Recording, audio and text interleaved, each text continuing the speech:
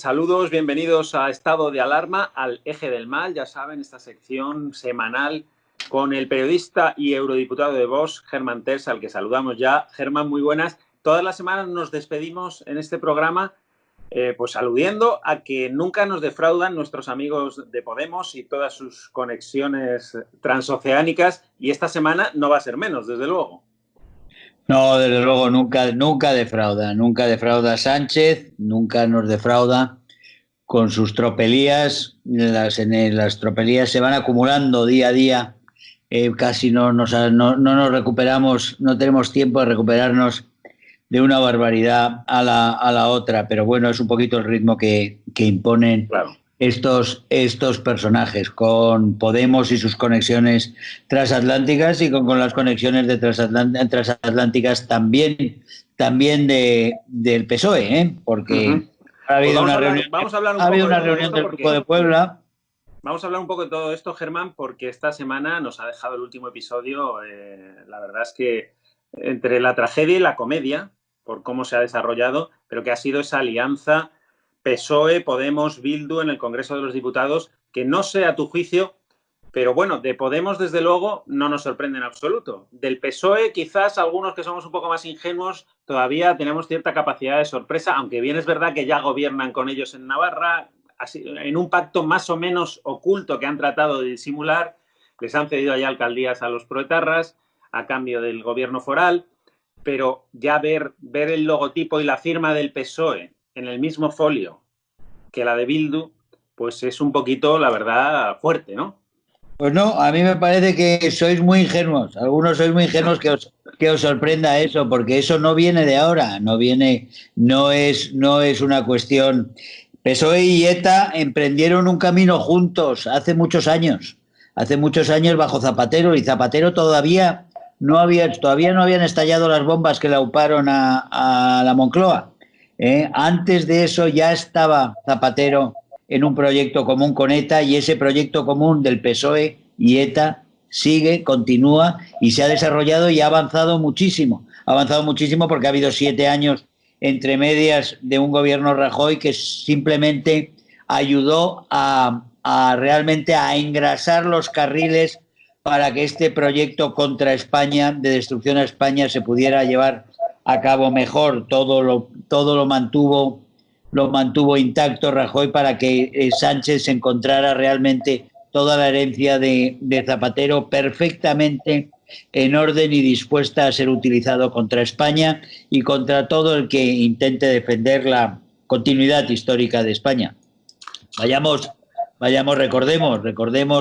que la cooperación del PSOE con ETA comienza en aquellos años después de ser elegido secretario general del Partido Socialista Zapatero, en los cuales él comienza con Eguiguren los contactos con Otegi y con Josu Ternera, y empiezan las operaciones de conexión. Las citas empiezan con el tripartito de Cataluña, es decir, el triángulo ese: separatistas catalanes, ETA y PSOE, como los tres puntos de ese triángulo maldito, para crear un frente popular que cambie el régimen hacia un régimen que no permita ya jamás una alternancia con la llegada de la derecha o de centro derecha llegada al poder, y que sin embargo haya una alianza de unos territorios con una solución social comunista para crear un régimen que no sea que ya no sea cambiable a través de las urnas. Ese era el proyecto de Zapatero. Ese es el proyecto que Zapatero defiende desde Venezuela, donde está a sueldo de Maduro, a sueldo de un gran asesino, de uno de los grandes asesinos del momento. Tenemos a un expresidente del gobierno español haciendo de lacayo de una de las dictaduras más crueles que existen en este momento en el mundo, que tortura sistemáticamente, que asesina, cuyas ejecuciones extrajudiciales se cuentan por miles, según dice las propias Naciones Unidas. Es decir, que las conexiones del Partido Socialista con ETA y las conexiones del Partido Socialista con ETA y con Venezuela, que han tenido, por supuesto, esa conexión con ETA desde siempre, porque ETA ha tenido en Venezuela, desde que llegó Chávez, tú has tenido un refugio absolutamente seguro y garantizado, como lo han tenido todos los grupos cercanos a ETA o comunistas que tenían el mismo proyecto que comparten, que es el proyecto de Podemos. Podemos, ETA y el PSOE están en el mismo barco y llevan a España en la misma dirección. Esto que está sucediendo ahora no es ninguna casualidad y no es un capricho que de repente ha sucedido, no. Esto se empezó a labrar a principios de este siglo. Pero, Germán, ¿no observas un salto cualitativo esta semana en el hecho ese que te decían? Ya no hay disimulo, porque todo esto que estás narrando se ha intentado hacer, diríamos, un poco por debajo de la mesa, diciendo una cosa ante la opinión pública, diciendo otra a la espalda, pero ahora hay convertir a Bildu en tu socio oficial en un papel con membrete de ambos partidos, las firmas de los portavoces de los dos partidos en el Congreso de Diputados, es un salto cualitativo importante, ¿no? Sí, porque es que hay un salto ideológico, es decir, hay una apuesta. Por primera vez se quiere incomodar al PNV, que ha sido un fiel traidor, por decirlo de alguna forma así, un fiel traidor a Sánchez siempre, pero se le quiere poner en una situación incómoda porque se le advierte que van a una perspectiva de un tripartito en el País Vasco, es decir, de cuestionar la hasta ahora incuestionable supremacía, hegemonía del nacionalismo vasco, llamémoslo cristiano, por llamarlo de alguna forma, por no llamarlo de derechas, porque siempre han sido, digamos, la traidora, siempre han sido el equipo traidor de los partidos conservadores o de los partidos centristas o de los partidos no marxistas. Oficialmente el PNV es un partido no marxista, pero el partido ha tenido una clara alianza entre sus negocios, que son los negocios, digamos, de la oligarquía vasca, y las simpatías, siempre que han buscado a los aliados que pudieran debilitar a España. Y lo han hecho últimamente, han apostado claramente por esta vía de destrucción de España que representan como nadie Sánchez y Podemos.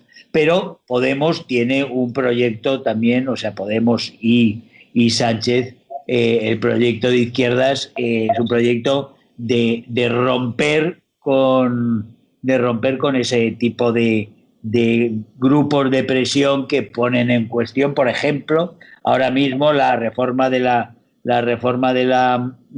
ley laboral, pues es las leyes laborales son unas leyes que el PNV defiende, y la reforma laboral, la liquidación de la reforma laboral, es decir, la contrarreforma laboral, es uno de los puntos de choque fundamental que existen entre Bildu y el PNV.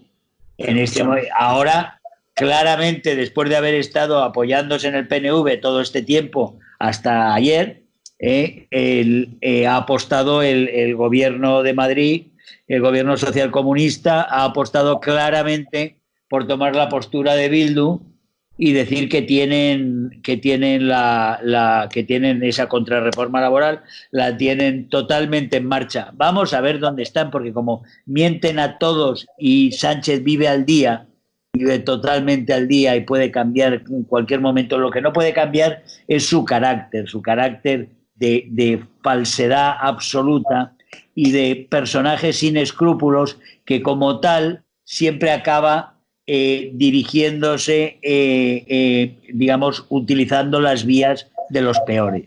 Claro. De los peores, que es en este momento, es claramente Podemos y la apuesta chavista. ¿Y qué papel crees que tiene aquí Pablo Iglesias? Porque ¿tú crees que ha sido decisivo a la hora de empujar en ese cambio de socios en el País Vasco a Sánchez? ¿No le hacía falta el empujón a Sánchez y estaba ya también convencido de esta estrategia? O bueno, todos sabemos las afinidades, ¿no?, de Pablo Iglesias con el mundo abertzale y cómo ya en 2013 la Guardia Civil incauta unos papeles en los que él aparece, Pablo Iglesias Turrión, aparece como contacto de referencia de las organizaciones de apoyo a los presos vascos en Madrid, ¿no? ¿Tú crees que su papel es fundamental ahí a la hora de empujar a Sánchez a este cambio? Pablo Iglesias es del mundo de ETA, o sea, es ese entorno de simpatías, ¿no? Nunca lo ocultó cuando en su momento y siempre lo ha mostrado cuando ha estado en la Serrico Taberna, siempre ha sido para elogiar a ETA, para mostrar su empatía y sus lazos profundos con ellos, pero es que además es que está muy claro, ellos son enemigos de la continuidad histórica de España, como lo es ETA, y buscan el mismo tipo de régimen como buscan ellos. En ese sentido, tienen muchas más afinidades que con el PNV. El PNV le ha apoyado a todos estos grupos por el vector antiespañol.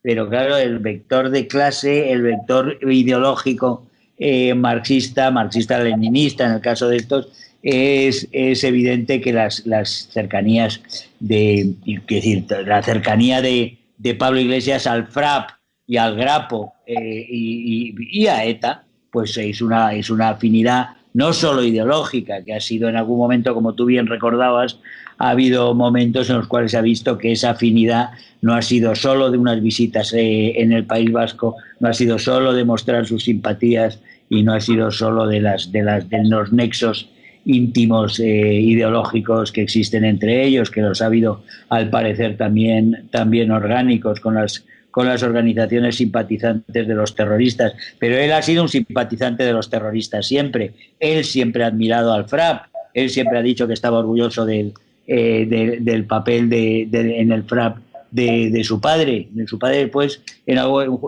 ha negado que él fuera del FRAP, dice que no es del FRAP y que su hijo no sabe lo que dice, pero que él no es del FRAP. Bueno, pues pero vuelta otra vez, Pablo Iglesias siempre se ha mostrado orgulloso de esos grupos terroristas que sembraron tanta muerte y tanta desgracia en España, como siempre ha mostrado su odio cerval a la policía y a la Guardia Civil, a esa Guardia Civil que en este momento detrás de la cual se atrinchera y denuncia unos escraches que no existen, porque es mentira. O sea, ellos no son escracheados como ellos escrachearon a otros. Es una absoluta falacia y es un discurso que de repente todos los medios al final asumen sin ningún tipo de distanciamiento ni de crítica. Que paseen por delante de casa del señor Pablo Iglesias una serie de gente con unas cacerolas, eso no es un escrache, un escrache es el acoso directo a la casa como se produjo en el momento, se produjo con Esteban González Pons o como se produjo con Soraya Sáenz Santa María y tantas veces en el País Vasco y en tantos pueblos, por parte de los mismos acosadores, siempre han sido los mismos. Ellos no han sido jamás sometidos a un escrache y que la ministra Montero, en una canallada absolutamente intolerable que se ha producido después del Consejo de Ministros, en los cuales se hace un paralelismo entre el escrache de verdad que hacen los de Bildu contra Idoia Mendia, que asaltan su casa y rompen y violan la casa, etcétera, etcétera, unos hechos incalificables, indignantes y violentos, con que haya una serie de gente que se haya paseado por delante de casa, con cacerolas por delante de casa del señor Ábalos en el Viso. Pero hombre, por Dios, pero ¿cómo se puede ser tan cínico como para comparar una cosa con la otra? Y el señor Ábalos también debería tener un poquito de vergüenza. Claro, y aclararnos lo de Delphi, por cierto, que había en las maletas. Siempre hablamos de Ábalos, de repente se habla mucho de Ábalos, de la casa de Ábalos y del acoso a Ábalos. Pero si de Ábalos todavía no nos ha explicado qué había en esas 40 maletas que se sacaron de ese avión que trajo la narcotraficante y delincuente internacional Delphi Rodríguez, que él amparó, que él hizo pasar a territorio español en contra de las leyes, en contra de las resoluciones de la Unión Europea, y que él escondió y que él favoreció su salida otra vez de España sin tener que aclarar ninguno de los aspectos de su viaje, ni tampoco el contenido, insisto, en el contenido de 40 maletas que se quedaron en España sin pasar ningún tipo de control en unos vuelos que todo el mundo sabe hace el gobierno venezolano regularmente para sacar oro, para sacar dinero y para sacar cocaína de Venezuela. Es decir, los pagos que hacen y cómo están sacando la riqueza del país y cómo están pagando a sus servidores fuera de Venezuela, les están pagando con oro, con dólares en maletas enteras llenas de dólares y con cocaína. ¿Qué había en esas 40 maletas que entraron en España delante del señor Ábalos y delante de la delincuente y narcotraficante Delcy Rodríguez, que entraron en España sin ningún control, pese a estar allí la Guardia Civil, pese a estar allí la Policía de Fronteras y pese a estar allí todo el mundo? Eso nos lo tiene que explicar el gobierno español. Y mientras no nos explique eso, que no intente distraernos con escraches que no existen. Claro, eso nos lo tendrán que explicar efectivamente, y ahí tiene que ser la oposición, porque Ábalos tuvo suerte que se cruzó el coronavirus y se enterró ese asunto, pero la oposición tiene que hacer desde luego una batalla política de eso hasta que quede claro, ¿no? Germán, pero volviendo un momento al tema de los scratches que me interesa, le preguntaban a Pablo Iglesias, inventor o importador de los scratches en España, ¿no? Le preguntaban, bueno, pues por esas manifestaciones delante de su casa, y él decía con cierto grado de cinismo que, bueno, que claro, que esto no estaba bien, pero no por él, sino porque lo que le hacían a él se lo podían hacer al día siguiente al matrimonio Espinosa de los Monteros, a Santiago Abascal o a Pablo Casado, ¿no? Es decir, hay un tono de cierta amenaza, ¿no?, en el ambiente. De tono de un poco cierta, propio ¿no? del personaje, ¿no? Es una amenaza mafiosa. Es una amenaza mafiosa por parte del vicepresidente. Y es que tenemos un vicepresidente que solo sabe utilizar las técnicas mafiosas porque viene de una cultura política que es el submundo. Es AMPA. Lo que tenemos en este momento en el gobierno es AMPA, que ha aprendido todas estas prácticas en Venezuela y en países y en dictaduras. Ha aprendido todo esto de la escuela cubana, del atropello. Es la presión mafiosa que les enseñan en Cuba. Estos son de manuales de cuadro. Lo que estamos viendo en el caso de Pablo Iglesias, en el caso de Monedero, en el caso de Rejón y en el caso de tantos otros. En ese sentido, el AMPA política, ese mundo de la política que no se sostiene a las leyes y que a través del miedo, a través del ejercicio del miedo y de la presión sobre los otros, quiere modificar las cosas, es decir, venciendo a los contrarios a través de la amenaza y de la intimidación.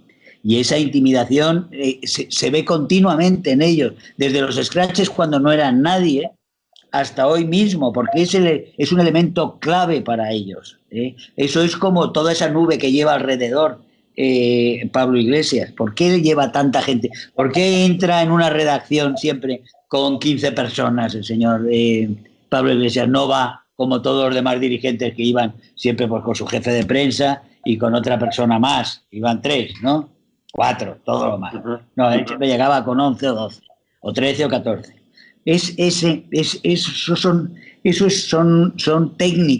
Son técnicas suyas, porque ellos vienen de donde vienen y ellos hacen lo que les han dicho allí, que es lo que se debe hacer, y se hace con éxito, porque todo esto se ha estudiado. O sea, es decir,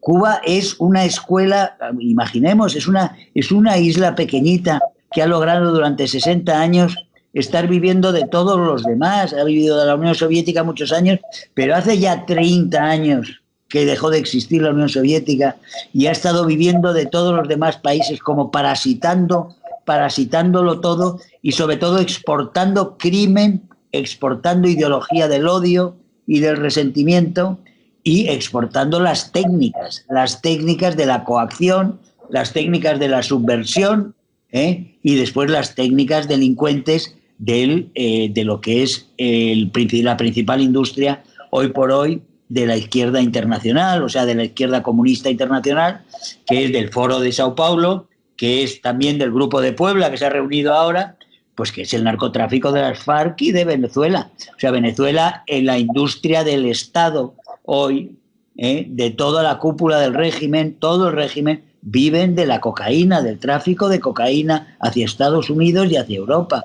Y la producen, la elaboran y la trafican en colaboración con las FARC, que son la guerrilla, la banda en sí fue guerrillera, hoy es una banda narcotraficante ideologizada.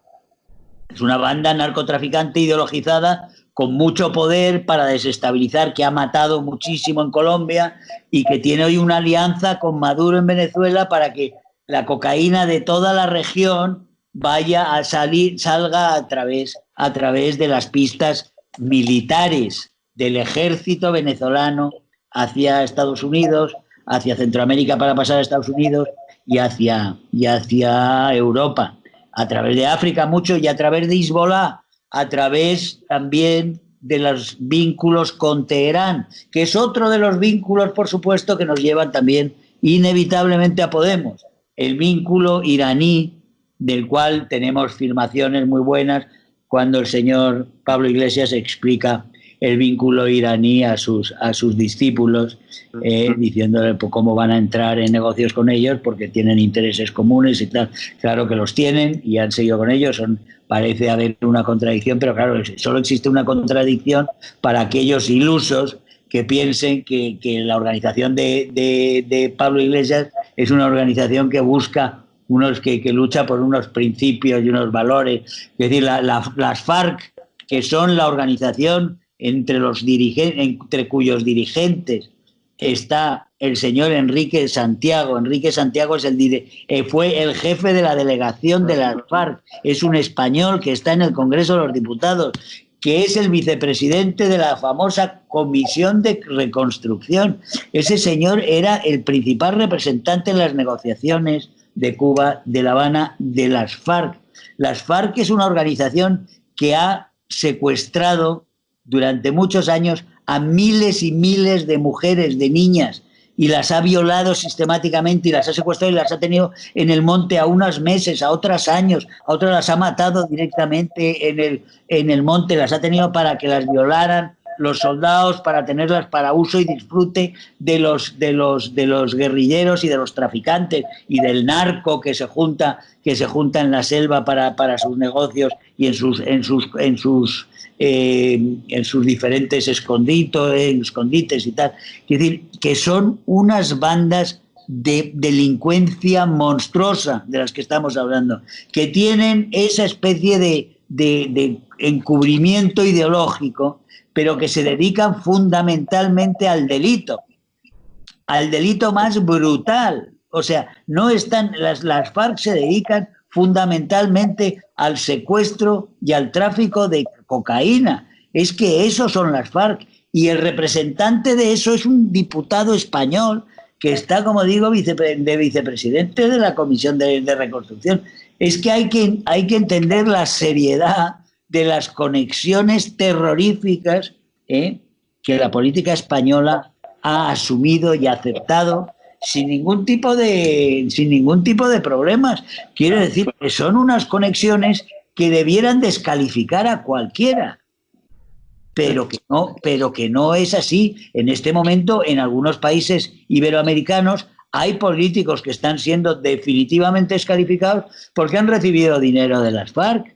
Bueno, si en una democracia europea...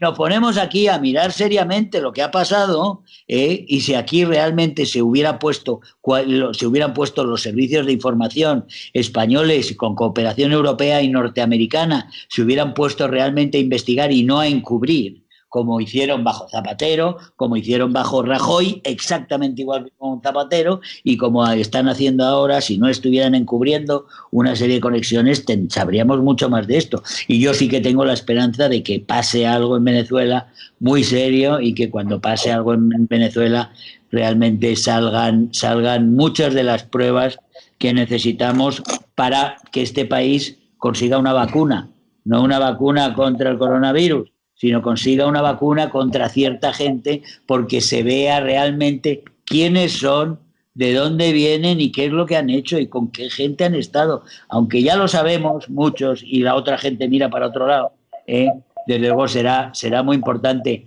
que haya pruebas y sobre todo que haya causas en Estados Unidos, que la DEA, como ya ha hecho con una serie de políticos colombianos, amigos de Podemos, que la DEA también empiece a mirar concretamente lo que han sido la trayectoria de una serie de gente, de españoles, socialistas y comunistas de Podemos en su trayectoria en Venezuela. Y cuando Estados Unidos saque unos pliegos, saque información al respecto, haya caído ya o no Venezuela, sabremos mucho más de lo que realmente ha pasado ahí, que han pasado cosas muy, muy serias, no solo con las FARC, no solo con el cartel de los soles, que es Maduro y que es Diosdado Cabello y que son todos estos, pero también con PDVSA. Pasado con PDVSA, que venía hace poco, intentó un testigo aquí declarar en España, Márquez, uno que fue un trabajador de un directivo de PDVSA, vino a España a declarar sobre PDVSA, fue a la Audiencia Nacional, quedaron que a la semana siguiente iba a declarar y resulta que apareció suicidado, entre comillas, pondría yo, desde luego con todas las dudas del mundo, apareció en el norte de Madrid, ahorcado, supuestamente suicidado. Quiero decir que pasan cosas muy serias. Estamos hablando de muchos millones. No estamos hablando ni de 7, ni de 8, ni de 30, ni de 80 millones de dólares. Estamos hablando de muchísimo más dinero. Claro, y durante muchos años, y grandes fortunas que se han hecho en España por parte de bastante gente, no solo españoles, pero también españoles. Germán, ya para concluir me gustaría un comentario tuyo porque, bueno, siempre hablamos de esa esperanza de que se acaben conociendo muchas cosas, pero desde luego a ellos les vamos conociendo por sus obras, ¿no? Por lo que están haciendo. Y cada semana hablamos del acoso a la prensa. Hemos visto a Echenique, como señalaba directamente, con fotografía y todo, a un periodista de OK Diario. Y hemos visto, y esto yo creo que no tiene... Tú eres más veterano que yo, tienes más experiencia en el mundo del periodismo, pero yo no sé si en toda tu trayectoria periodística has visto en España manifestaciones progubernamentales que salen a enfrentarse a los manifestantes que pacíficamente expresan su queja hacia el gobierno y su malestar. Esas tácticas que tú hablabas importadas de otras latitudes incluyen esto, ¿no? Porque a mí me recuerda a las manifestaciones de Venezuela.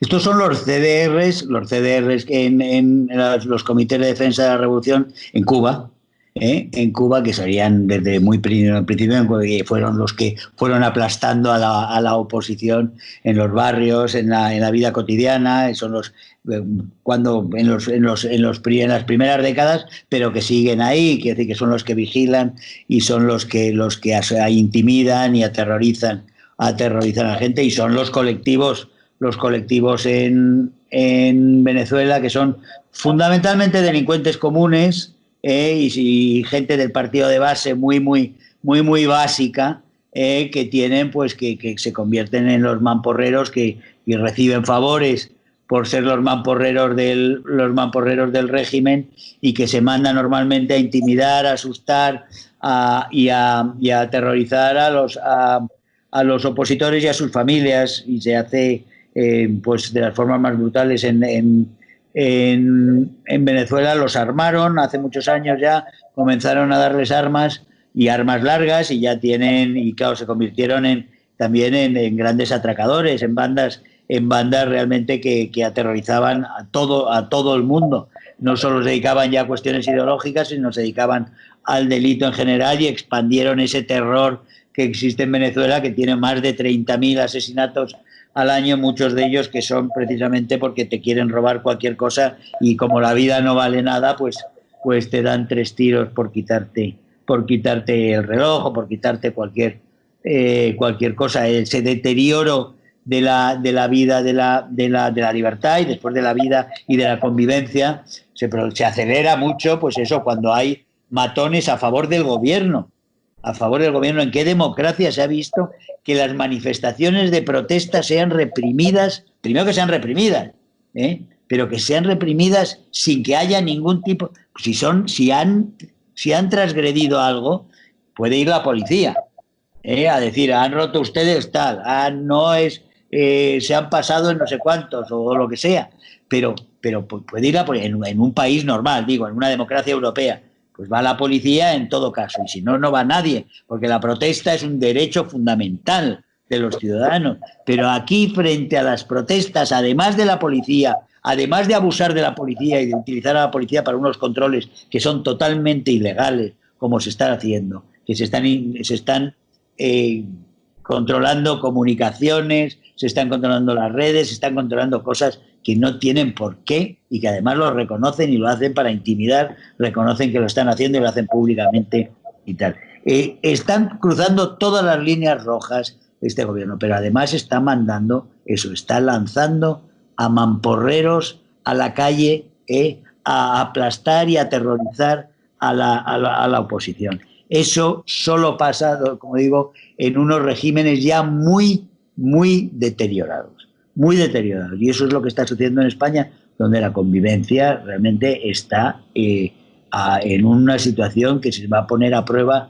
se va a poner enormemente a prueba ahora en las próximas semanas y meses y años, porque vamos a tener una situación económica dramática, también en gran parte por culpa del gobierno, porque no es... Es decir, en todos los países europeos no solo somos el país que ha tenido el mayor número de muertos por millón de habitantes, pero con muchísima diferencia. No es cierto que Bélgica tenga más, porque Bélgica ha contado una serie de gente que si la contáramos aquí nos íbamos realmente a unas cifras estratosféricas. Nosotros somos el país que, teniendo la sanidad que tenemos, que gastamos más en sanidad. Y fíjate, todo esto que hablan de los recortes, gastamos muchísimo más en sanidad que Polonia, y Polonia no ha tenido 900 muertos, no ha tenido 900 muertos, y ha tenido un confinamiento que no sé cuántas semanas ha sido, en ningún caso han sido 8 semanas, han sido 4, han sido 5, han sido un confinamiento mucho menos severo. Es decir, los daños económicos no tienen nada que ver con los devastadores daños que se están produciendo en gran parte a propósito en España. Porque en España partimos de una culpa inicial, que se retrasó durante 2 o 3 semanas la alarma, teniendo todos los datos necesarios para de que en España estaba la alarma, tenía que haber sido dada la alarma, se ocultaron los datos y se dieron datos falsos a la población. El señor Fernando Simón tendrá que responder ante la justicia por dar datos falsos, sabiendo que son falsos, sobre las mascarillas, por unos datos falsos que llevaron a gente a estar más expuestos, a contagiarse y probablemente a muchos a morir. El señor, este gobierno, y por decisión de este gobierno, se dieron datos que pudieron llevar a la muerte a muchos españoles, y todo eso tendrá que ir a la justicia. Como digo, nuestros datos son los peores en todo, y en economía nuestro daño va a ser infinito, y la diferencia con los demás países de Europa radica única y exclusivamente en este gobierno. Es decir, es culpa de este gobierno que nuestros daños sean superiores, y por supuesto es culpa de este gobierno que nuestros muertos sean tantos como son. Muy bien, Germán, pues vamos a poner punto final por ahora aquí, ¿no? Muy bien. Nos emplazamos para la semana que viene, porque como los malos no descansan, además, pues seguro que nos dejará la actualidad muchas cosas que comentar dentro de 7 días. Así que si te parece, muchas gracias por la entrevista de hoy, y nos emplazamos dentro de una semana. Seguimos en ello. Un abrazo. Un abrazo, y a ustedes muchas gracias por su atención. Volvemos en una semana. Hasta luego.